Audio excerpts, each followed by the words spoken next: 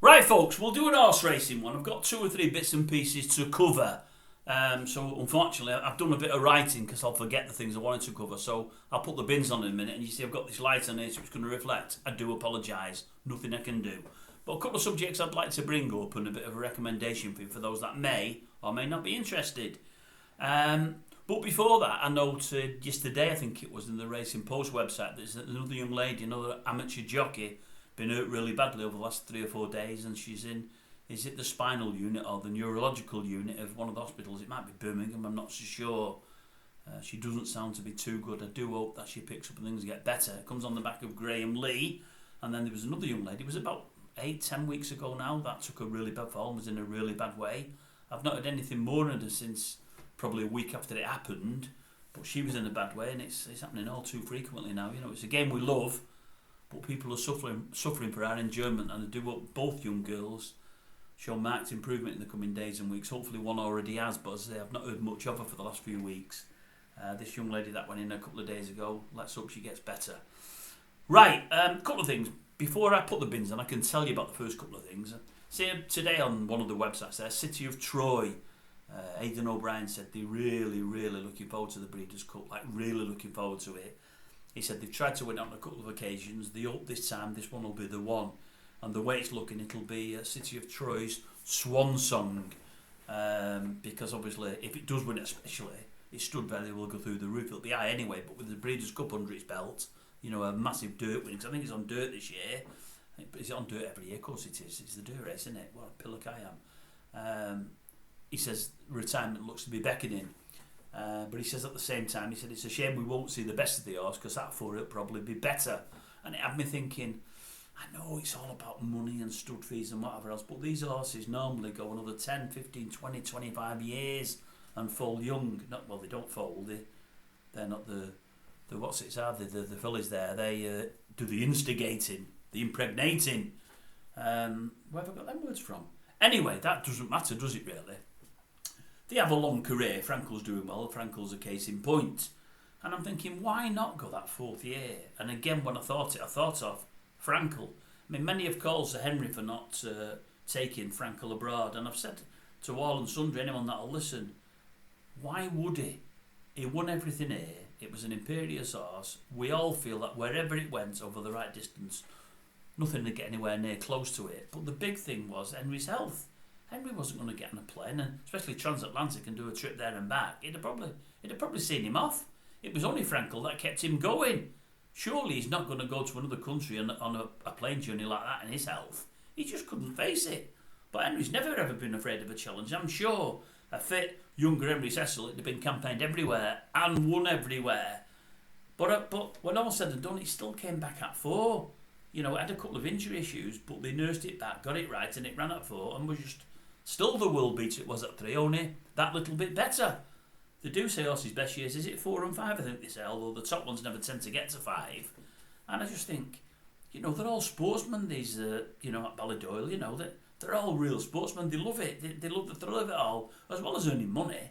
And I'm thinking, why, if the horse is as good as you think it is, because they think it's an absolute monster, it looks a monster at 2 and to an extent in the Derby there, I'm thinking, we've not really seen at its best all year. Why not give us another year and let's see if it can get to the dizziness. It's never going to get to Frankel, but it might get a lot higher than it is, you know. And I'm thinking to myself, what a shame. Anyway, there was that. I also noticed today that Holly's rode 1,000th winner. Oh, that's Holly Doyle. Really pleased for her. I think Dave the Suit sent me a message the other week, something to do with Holly Doyle. I know he's not a lover of Ellie Turner, but I know he loves Holly. I love Holly myself. And it's weird, have you not noticed over the last 12, maybe even 18 months, she seems to have gone down pecking orders a little bit. She's often riding at the 2nd or 3rd main meeting as opposed to the main meeting. She's not getting the ride she used to get, and I find it strange because I still think she's a wonderful jockey. I told some folk in here a few weeks ago that I'd had a long-term bet on Colin Keane to be the next stable jockey at the Gosdens, but I thought if anyone was going to get it, it was probably going to be Ollie Doyle. You know, and I've said that Schumacher is a decent jock, but I don't love him. If somebody said to me, would you rather have on your horse, Schumacher or Holly Doyle, I'd go for Holly every day of every week. I would, honestly. I think she's great. Man, that leads me to another, just thinking off the top of my head now. Maybe I'm wrong about this girl, because I don't see much of her anymore. Anyway, Josephine Gordon.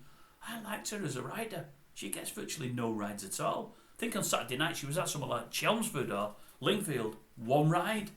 Couldn't believe it. She's fell from grace massively. I mean, she was never right up there with Doyle in the pecking order, but she was a lot higher than she is now. So yeah, Holly's had a 1,000th winner, which is nice. I mean, Tom's going from strength to strength, the rubby, but she seems to be left behind, which I find hard to believe. What else did I read today? Callum Shepherd. Was it a 16 or 18 day ban he was given? The Doyle got away with it and Shepherd got a large ban. And as I said at the time, I just think it's because of his profile and who he is compared to the Doyle. Well, it's been rescinded now. They've knocked it on the head. No ban, all sorted. And I noticed the horse that has been his biggest disappointment this year, the Derby second, was it? Was it Ambient Friendly? The Fanshawe horse, the one he got jocked off for Reb Avlin. I said at the time I couldn't understand that for the life of me. Because I think he's a better jockey than Avlin, but that's only my thoughts. I see now Avlin's been jocked off and Soumillon's got it. I think it's run in France and Soumillon's got it. Well, maybe, I mean, of the 3 jockeys, Soumillon is like head and shoulders above the both of them. Maybe we'll see Ambient back to its best, but I was never sure Ambient was that good a horse. Maybe I'll be proved wrong with Soumillon in the plate. Maybe I'll be proved wrong, because not many people ride France like he does. Right, what was I going to tell you about? Been a bit long-winded this. I watched something earlier that I think's worth a look, folks. You might not be interested. If you're not interested, fine. You might have the time for it. Fine. You may already watch it. Fine. But let me tell you what it is. I'm flicking through things, and I think the guy's called Eamon, doing a podcast there, and I think it's sponsored by, is it Jeff Banks? We did that piece on Jeff Banks the other day. He was upset because somebody's robbed some money off him. We did a piece on him. Now, some were on his side and many weren't. And some were telling us things about Jeff as well, saying he's not as good as he says he is. Because the big blurb on this that I watched today, they did a bit of an advertising part. Jeff Banks asks everyone to come over. He doesn't gub winning punters. He doesn't get rid of you if you're winning. And if you come over your first month, you'll get 10% of your losses paid back to you to bet with a gain. All sounds really good. But folk could have said, if you're winning, he gets rid of you. Anyway, they try and sound there that he doesn't. So he's backing the thing, which I've got no problem with. The guy that's doing the old show is a guy called Eamon. I did catch his last name. I can't remember it. I might have wrote it down here. I don't think I have. But I'm not worried about it because I don't need to know his name. He don't know me and I'm doing a piece in it. So no problem. Nothing meant by it at all. But anyway, they're doing a show today and they're revisiting Channel 4 Racing. Now I know many of you love Channel 4 like I do. I know it. I know we all think it's great because we're of the vintage, aren't we? We're of that age. But more than that, many of us are in our own little way racing aficionados. We like it, we know a lot about it. And we know the Channel 4 product was 20 times better than the ITV one. Miles better. And that's what they were saying on the show. Well, his special guest was old Tanya. They had Tanya on the show. Now, I like Tanya. I've got no problem with it at all. No problem whatsoever. But he says at the outset, do you mind if I refer to you as the female? She said, not at all. And I thought, that's great to hear, isn't it? All these people that call Big Mac and Conor McCreary, I know that when he died, she was one of the many people that stood up for him and said he was brilliant to work with. He was a brilliant fella. I'm like Conor 500 there. We're doing all that. No, I'm not doing it like that, am I? He was a brilliant fella to work with. He wasn't as sexist as he seemed. It was all an act. And he loved the punters. I'll stop that now. I'm not doing that anymore. Right, so anyway, she's saying all this, but what I liked, what I meant she's saying all this, he said, do you mind if I call her female? And he said no, and I thought to myself, that just shows she's not bothered about it. She knew when Big Mac called it was like in his way a term of endearment. He liked to have nicknames for everybody, didn't he? Greatest jockey, this, that, and the other. Yeah, I can't think of him anymore, that's why I'm saying that. But he had names for them all, didn't he? Was it Lord Snooty for old Nick Luck? Yeah, of course it was. He had little nicknames for them all, but he meant nothing by them. And she didn't take offence. It was lovely to hear that. It was lovely. But anyway, the thing called, because I've waffled. I know I've waffled, but it was called Final Furlong Podcast. Did I write the guy's name down? I don't think I did. I'm sure he's called Eamon. I think he's pretty well known because I think he's done stuff on Sky Sports Racing or Racing TV. I've seen his face, but I don't really know him. No slight meant. None intended anyway. As I'm watching it, he mentioned something further down. No, he never mentioned it. I'm looking through the old YouTube on my laptop later, and I noticed he's done an interview with Gavin Lynch, and I thought, I knew I liked this fella, because I seen it only about 3 weeks ago with Gavin Lynch, but I watched so much, I don't know what I'm watching from one day to the next. I'm so up to here with channel, I never know whether I'm coming or going now, Gavin Lynch, I absolutely love. And he had Gavin Lynch on as a special guest about 2 weeks ago, so I watched that one. I just got lucky one day. I'm flicking through the old YouTube, seeing Gavin's mush, I thought, I'm watching that, and it was good. It was good again with Tanya. So anyway, they're talking about Channel 4, and they're talking about ITV, and how one is far superior to the other. And Eamon's saying how Channel 4 did a lot to do with the betting, blah, blah, blah, blah, blah, and it's betting that drives racing and so on and so forth, which it is. And he's complaining that he thinks ITV are doing so little to do with betting, they're doing nothing. And he thinks they're getting lost in it all. And what he was saying was, he said, what they're trying to do is trying to get a new viewership, new people into racing, He said, but they're finding it hard to do and it's not working. But they don't realise they're alienating people like us, who have been in racing for years, and we want the racing product rather than the fashion or what they're all eating and all this palaver. And he was right. Obviously, he wasn't as hard as I am. I mean, I've done all these ITV racing's crap, blah, blah, blah, blah, blah. I don't like Chappers. I don't like Chambo. I think they're crap. They should bring the racing TV people over. It's a pity they can't get back the old Channel 4 personnel, which obviously they can't. He's not going to be that hard because he can't, because he's fronting a podcast that's sponsored by a bookmaker. That's probably part of a racing channel, so he can't do that. I can, and I do. But anyway, what they wrote down, he said at one point, this is about the racing league, and they talk about the racing league, and Tanya's saying, well, really, they should push it, and it's not doing as it should. They could do better. It could be a better product, blah. I've never watched it, folks. I've never watched it because I'm one of them folks that think there's just too much racing on. Much too much. We're at saturation. I don't think they have enough on a Sunday. I think one of the better meetings from a Saturday or even a Friday, they could move to a Sunday every single week. Even if it's not getting the crowds there, it'll still get a better TV audience. Now, I know often this racing league's on a Thursday night and a Sunday afternoon. I've got no time for it on a Thursday night. I've got other things to do. Sunday afternoon, Sunday tea time, I'd have time for it. But the racing is pretty competitive. But it's at crappy tracks and this and that. I don't want to see racing, sand shuffling at Newcastle and stuff like that for me TV racing. It doesn't really interest me. So I've never followed it. And this with team names and team captains, I don't like the idea of that. It's like Live Golf. This Live Golf and they're all teams and I'm thinking, no, I'm not interested in that at all. I like the golf, but teams, no. It's not for me. Ryder Cup, fine. That's different. Totally different. But anyway, they're talking about it and he's saying aim, and I thought it was great of him. He said, let me just show you what I think about the racing league and why it concerns me. Let me just show you, he said, they've had a presentation night in the last few days here. Have you seen it, Tanya? She said, no, I've not.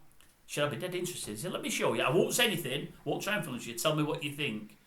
They've got a presentation night there. There's all loud blaring music. There's all flashing lights. If I had epilepsy, I'd be dead now. Sorry if you've got epilepsy, folks. I'm not calling anyone. Lights are going everywhere. You've got a joker at the front there in a yellow jacket. I don't know if he had his own moustache or if it was a Marx Brothers moustache, a Groucho. I don't know. But he's doing Freddie Mercury. I don't know if he's singing Simply the Best. We are the champion, Levine, weren't we? We are champions. You've got 3 people getting a trophy. The pictures are crap, but I think it's Jamie Osborne.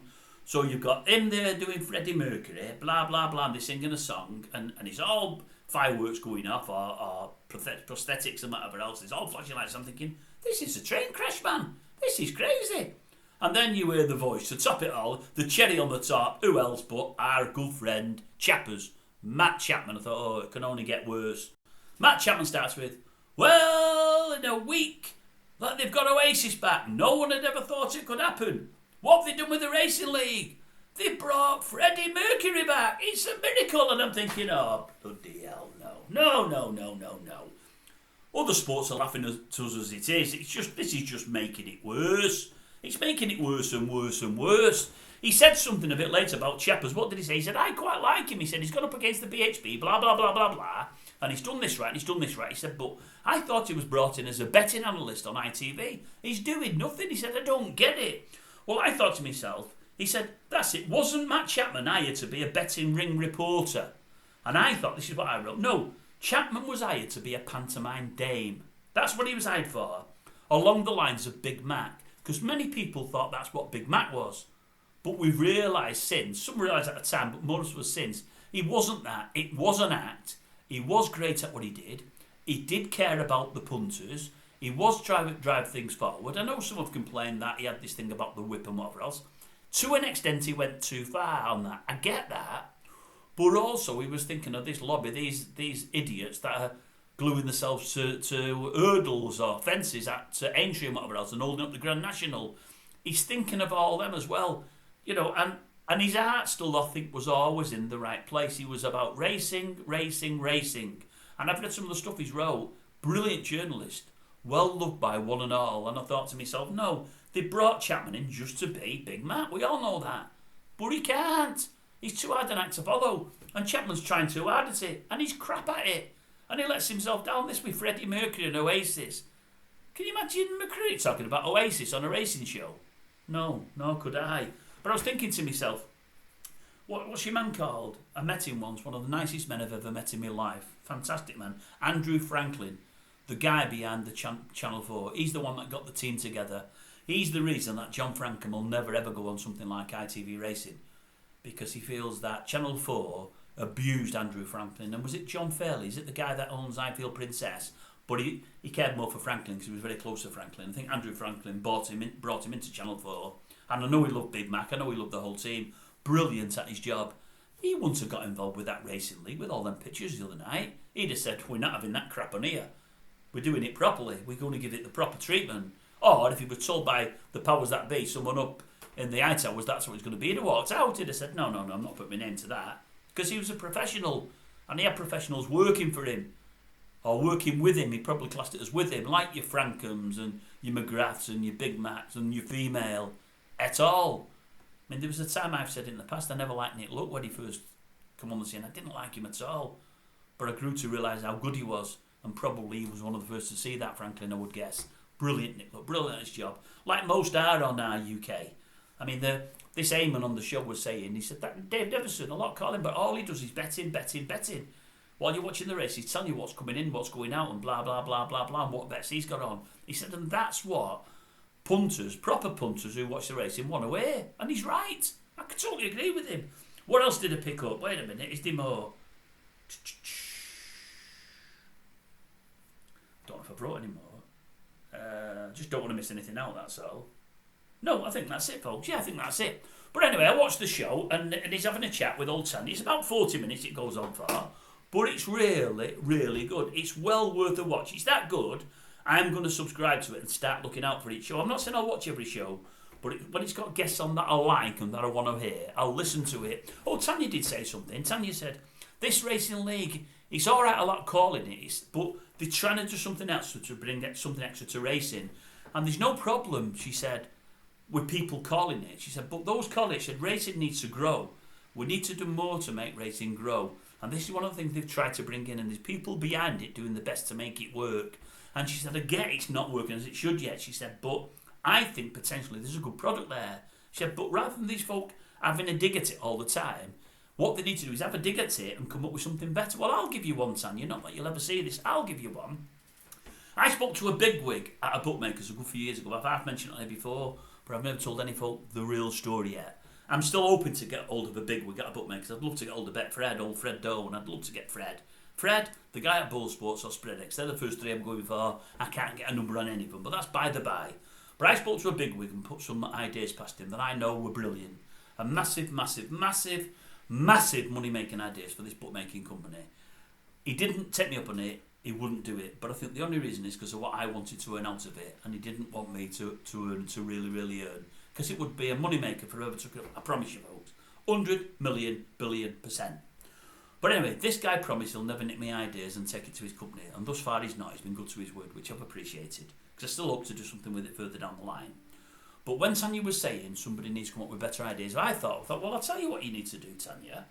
You need to make sure the racing league is 7 races, not 6, or 8, but ideally 7. 8 will do fine. And what I believe you need to do, you need to go to better tracks, without a shadow of a doubt. But they need, within that card, every time the racing league runs, because you can't please all-weather tracks, because you can only have maximum 12, 13, 14 runners. I believe, this is me, you need 4 handicaps on it. 4. And they've got to be 16 runners. Even if they've got reserves in there, if it doesn't work with the tote, where you can't put a reserve in there, if you put a reserve in there, it can't go in the tote, what's it called? What they've got to do is, if there's non-runners, they've got to pay the non-runner on the favourite. You've got to have 4 handicaps in there, with 16 or more runners, and you've got to play 4 places in those 4 races. You've got to.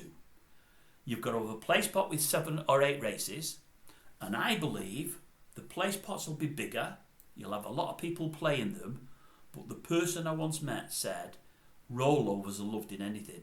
Rollovers are what drive things on, and I'm thinking, well, if rollovers are loved, they need to do something like this ITV7 that they've got now. They do an ITV7 place part. It's a cracking idea, but it's crap. And the reason it's crap is sometimes the racing at the weekend is really poor. They'll often do the races that just ITV cover and maybe throw 1 or 2 in the middle of them, rather than looking for better races. I've said what you need to do, if you get a big meeting like Ascot, Royal Ascot or wherever it might be, you do the whole 7 races there. Or you do it at Doncaster, say, and whatever else, when the Ledger meeting comes up. And there's so many meetings where the 7th or 8th race is a massive handicap, and it's not in play spots, and it should be. But what the Tote do when they have a play, I mean, the Totes are doing play spots now. They were guaranteeing certain play spots to $250,000. They guarantee many at the weekend to say 150,000. They're feeding them up. They put nothing into the ITV7 place part. They put into the Tote jackpot every day 10 grand every single day. On a Saturday, that ITV7 place pot should have, say, 40 or 50 grand in of the Totes. So you're starting at that plus what people put in. The most it's ever been is about 9 grand. I think with the rollover ones it went to about 13. But lately it's been 5 and 6 grand. If you have the racing league on, you do 7 races, you make 4 handicaps with 16 or more. There'll be some weeks it doesn't pay out. People don't get it, or they only get it to less than £1, so they'll be rolling over. But what the Tote do now with the ITV7 place on a Saturday, if it doesn't get one, it happened only the other week. They rolled it over to something like the Monday night at Windsor or Newcastle or wherever, or Lingfield. They put 7 races on there. They weren't even on the telly, so I don't know why they called the ITV7 place box. They weren't on the telly.